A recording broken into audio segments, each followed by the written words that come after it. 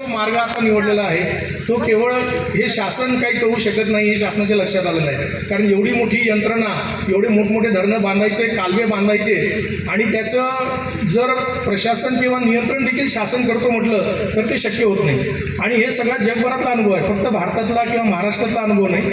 आणि मग सगळीकडे आता हे सुरू झालेलं आहे की आता हे सर्व व्यवस्थापन हे शेतकऱ्यांच्या हाती द्यायचं. पण शेतकऱ्यांच्या हाती द्यायचं म्हणजे शासनाने आपली जबाबदारी टाळलेली नाही आहे त्या ठिकाणी.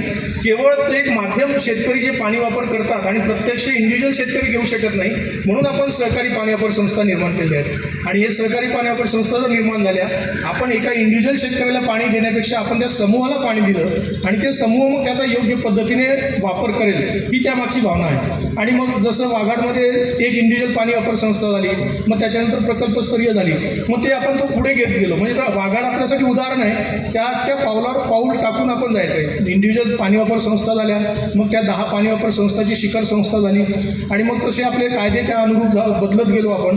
आणि मग ही आता परिस्थिती अशी आलेली आहे की आपण सगळ्यांनी आता हे सगळं नियंत्रण, पाण्यावरचं जे नियंत्रण आहे हे तुम्ही हातात घेतलं पाहिजे. शासन म्हणून तुम्हाला कुठली मदत लागली, कुठलंही आमचे कार्यकारी अभियंता आहेत, उपअभियंता आहेत, सर्वांना पण ती तळमळ आहे की हे सगळं नियंत्रण आता आपण घेतलं पाहिजे.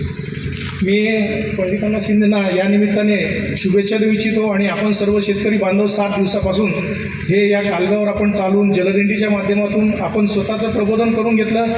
आपण कालव्याची परिस्थिती बघितलेली आहे. आपल्याला आता पाणी किती अडचणीतून येतं हे तुमच्या लक्षात येत असेल. आता मला असं सांगण्यात आलं की उद्या पण आपण प्रत्येक धरणावर जाणार आहोत. ज्या धरणातलं पाणी आपल्याला मिळणार आहे ते धरण पण आपण बघणार आहोत.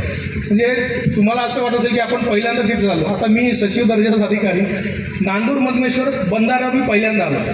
म्हणजे विचार करा की काय परिस्थिती असते, आपल्याला आपल्या जवळ काय असतं हे माहीत नसतं.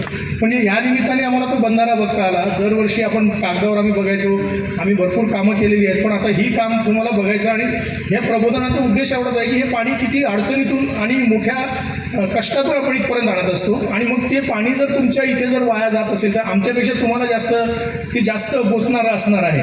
आणि हे जर तुम्ही उद्या जर धरणामध्ये व्हिजिट केल्या आणि नंतर पूर्ण कालवा तुम्ही बघितलेलाच आहे आणि त्याच्यामुळे तुम्हाला तुमचं ते प्रबोधन होईल. आणि मग या निमित्ताने तुम्हाला ते पाण्याचं महत्त्व कळेल, ही त्यामागची त्यांची भावना आहे. आणि मला असं निश्चित वाटतं की ह्या दिंडीच्या माध्यमातून त्यांनी पहिल्या वर्षी ही सुरुवात केलेली आहे. आणि मला असं वाटतं की प्रत्येक वर्षी आता याप्रमाणे आपण उपक्रम घेऊन जास्तीत जास्त शेतकऱ्यांना सहभाग करून घ्यावा. कारण ही सुरुवात आहे आणि सुरुवातीला रिस्पॉन्स हा फार कमी असतो.